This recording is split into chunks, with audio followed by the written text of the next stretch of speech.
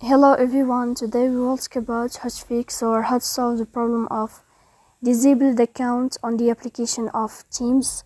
You will click on settings. In this page you can click on apps, default apps, app settings.